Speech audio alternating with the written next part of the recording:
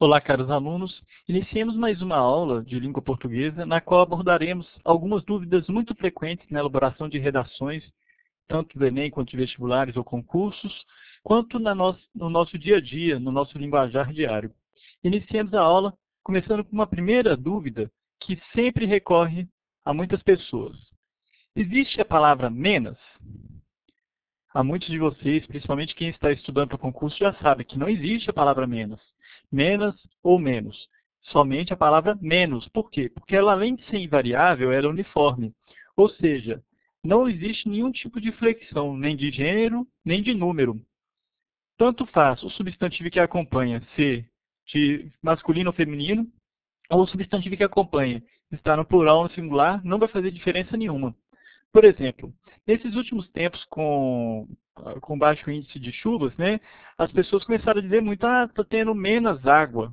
Isso doía o ouvido para quem conhece um pouco, né? Com baixo índice pluviométrico, há menos água no sistema Cantareira, né? Não há menos água. Por quê? Porque apesar de água ser um substantivo feminino, né, o menos é invariável. Assim como comida, né? Eu como menos comida que você. A bolacha integral possui menos calorias. Há menos mulheres ou menos homens no exército. Vejam, aqui nós temos um substantivo feminino e um masculino. E, no entanto, o menos continua sendo a mesma coisa. Ou seja, ele continua sendo uniforme e invariável, não é isso? Ao contrário de bastante ou bastantes. Porque o bastante, a gente pode ter uma variação, dependendo do jeito que ele está sendo empregado. Por exemplo, quando eu falo, eu tenho alunos bastante aplicados, eu estou aplicando ele no sentido de advérbio de intensidade. Ou seja, bastante aqui não pode ser flexionado, nem no gênero, nem no plural, nem no gênero, nem no número. Não é isso? Ou seja, eu tenho alunos bastante aplicados. E aqui, no caso, eu tenho bastantes alunos, aquele é o adjetivo. Como é que você poderia substituir? Você poderia substituir pela palavra suficiente. Por exemplo, aqui eu tenho suficientes alunos, não é isso? Agora, eu não tenho alunos suficiente aplicados, né? Aqui eu tenho alunos bastante aplicados. Mas uma palavrinha muito boa para a gente descobrir se a gente vai colocar no plural ou no singular é a palavra muito. É só você substituir. Se o muito for flexionado, bastante também será. Por exemplo, eu tenho alunos muito aplicados. A gente não fala muitos aplicados, né? Então, é muito aplicados. Então, bastante também é com singular nesse caso, apesar de aplicados estar no plural, né? E eu tenho bastantes alunos, ou seja, eu tenho muitos alunos. Flexionou-se em relação ao número, né? Então, nesse caso, também você flexiona bastante. Muito simples, né, gente? Então, vejam bem, menos não flexiona de jeito nenhum. Mas bastante depende da situação. Se ele for de verbo de intensidade, não flexiona. Se ele for adjetivo, flexiona, né? E outra dúvida muito recorrente, o A com H ou A sem H? O A com H só existe uma forma, quando ele for verbo. O verbo haver, né, que é impessoal e quando ele tem sentido de existir. Vocês lembram que quando a gente tem um verbo haver no sentido de existir, ele nem flexiona, né, ele sempre fica conjugado no singular. Por exemplo, há muitas coisas entre o céu e a terra do que pode imaginar nossa vã filosofia. Muitas pessoas atribuem essa frase ao Shakespeare, né, do Hamlet. Eu confesso que ainda não li. Mas o importante é a gente perceber aqui que o A, ele está no singular e ele é colocado com H. Por quê? Porque nós estamos falando de um verbo, né? Existem, há mais coisas entre o céu e a terra do que pode imaginar nossa vã filosofia. E é interessante que se fosse o existe aqui, seria existem, né? Porque o existe, o verbo existir flexiona, mas no caso do verbo haver, não.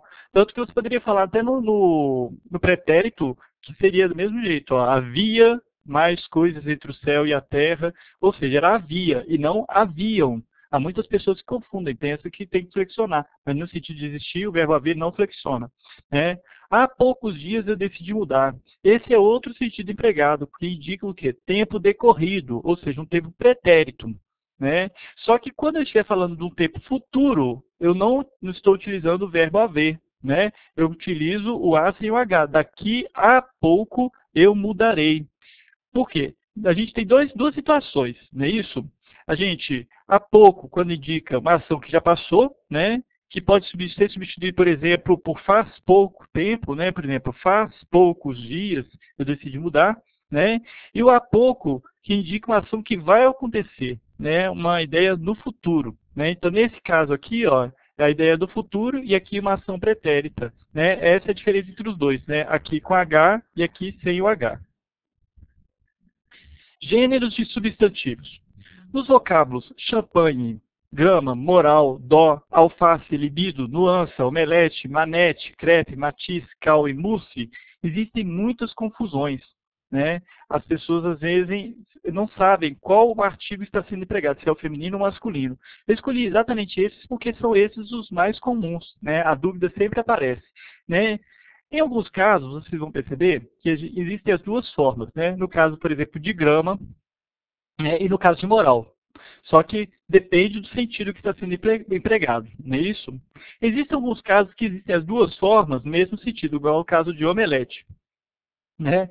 E existem outros casos que só tem uma forma. Então vamos ver. Em primeiro lugar, champanhe. A gente fala o champanhe ou a champanhe? Nesse caso, champanhe, ele é um substantivo masculino. Basta você digitar lá no vocabulário ortográfico da língua portuguesa, você vai ver que a champanhe não existe. Então nós vamos dizer, vamos estourar o champanhe. Já terminou a contagem regressiva do ano novo, ou para o ano novo, né? Ou seja, nesse caso, nós temos o champanhe. Não existe, não é aceitável a champanhe, né? Isso você pode tirar dúvida em dicionários, mas dê uma certa atenção para o vocabulário ortográfico da língua portuguesa, que é o que está mais atualizado, que existe no site da Academia Brasileira de Letras. Basta digitar no Google lá, vocabulário ortográfico da língua portuguesa, que você vai achar uma procura lá, inclusive com todos os vocábulos que existem, né? Outro caso, alface. É a alface ou o alface. Pelo jeito que eu já coloquei aqui, você já imagina, né? Que é a alface, não o alface. O alface não existe.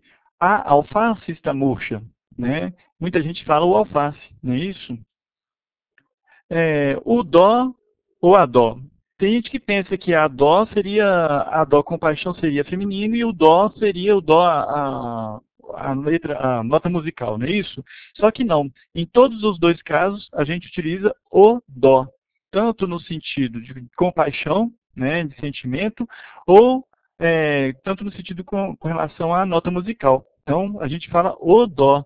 Ou seja, tem um grande dó e não uma grande dó de quem não tem casa nesse inverno. Não é isso? Outro caso, a libido ou o libido? É a libido. Muita gente não tem dúvida, né? Mas tem gente que ainda pensa que é o libido, ou fica na dúvida, fala assim, não será que é o libido e tal? É a libido, né? Estes adolescentes com a libido, a flor da pele, ou seja, a libido, né? Outro, o manete, ou a manete. O manete ou a manete? Pois é, por incrível que pareça, é o manete. Muita gente pensa que é a manete, igual nos videogames, ou então a manete do avião, não é isso? O manete do avião estava numa posição irregular na decolagem. Então, nesse caso, ele é um substantivo masculino, né? Basta você ir lá no vocabulário ortográfico da língua portuguesa. Quando ele admitir as duas formas, vai estar lá, que ele admite os dois gêneros. Nesse caso, ele só admite o gênero masculino. O crepe ou a crepe, né? Aqui, crepe pode ser tanto o tecido, né, o crepe, quanto aquela receita que o pessoal vende muito em shops, né, o crepe, é uma receita, se não me engano, italiana, né, parece uma panqueca, né? Então, aqui é o crepe, né? E nesse caso o crepe é um tecido leve e transparente, ou o crepe é uma comida, etc. Então, é sempre o crepe. Em nenhum dos dois casos admite a crepe. O matiz ou a matiz? É o matiz. Matiz é aquela diferenciação das cores, né? A diferença sutil que existe entre uma cor e outra. Por exemplo, um azul com um matiz diferente da outra, né? Assim por diante, né? Então, veja a amostra. Você poderá escolher um matiz, ou seja, você pode escolher um matiz entre os vários azuis, né? Por exemplo, né? E matiz, gente, lembra uma outra palavra que é nuance, que nós vamos ver daqui a pouquinho, né? A cal ou o cal? Aqui no caso é a cal. Muita gente pensa que é o cal, né? Eu gastei toda a cal que tinha. Temos que comprar mais. Ou seja, é a cal e não o cal. Outro caso é mousse. Mousse, gente, tem gente que coloca com M-O, U, tal, aquela forma francesa. A palavra brasileirada, né, portuguesada, é assim que se escreve, né? E é a mousse, não o mousse, né? Então, nesse caso aqui, tem uma ótima receita de uma mousse de maracujá deliciosa, né? Então, é a mousse, ou seja, uma mousse, não um mousse, né? Tem gente que fala do masculino muito isso, né? E nuance? Nuance é o mesmo caso do mousse, né? No sentido de uma palavra que foi aportuguesada, né? Que muita gente fala nuance, né? Só que no vocabulário ortográfico da língua portuguesa não tem a palavra nuance, tem a palavra nuança. A palavra nuança, não dá, a gente às vezes não tem dúvida, né? A gente vai pensar a nuança. Mas se a gente falasse nuance, a gente ia pensar se era o nuance ou a nuance. Então, nos dois casos seria a, né? O substantivo feminino. A nuance é uma alteração do francês nuance, e se refere à alteração de modo gradativo de uma cor, né? A mesma ideia de matiz, não é isso? Vamos lá. A omelete ou o omelete? Como eu já disse, as duas formas estão corretas. Faço uma omelete deliciosa ou faço um omelete delicioso. Tanto faz. No vocabulário ortográfico da língua portuguesa, admite as duas formas, né? As duas formas são admitidas. O grama ou a grama? Agora não tanto faz não, gente. Existem as duas formas. Só que o grama, nós estamos falando do grama peso, não é isso? O grama de ouro subiu desde ontem, né? Quando eu falo a grama, eu estou falando da relva, né? A grama do jardim está crescida. Tem muita gente que vai comprar aliança, chega lá, a pessoa fala, uma grama é tanto, não sei o que. O problema é quando você coloca no feminino, né? Porque no feminino nós estamos falando de uma relva, né? E a moral e o moral, mesmo caso de grama, ou seja, admite as duas formas, só que a gente tem que tomar cuidado com relação ao sentido, porque a moral nós estamos falando em relação aos costumes, né? Para quem tiver curiosidade, eu gravei uma aula sobre ética e moral, né, em filosofia, né?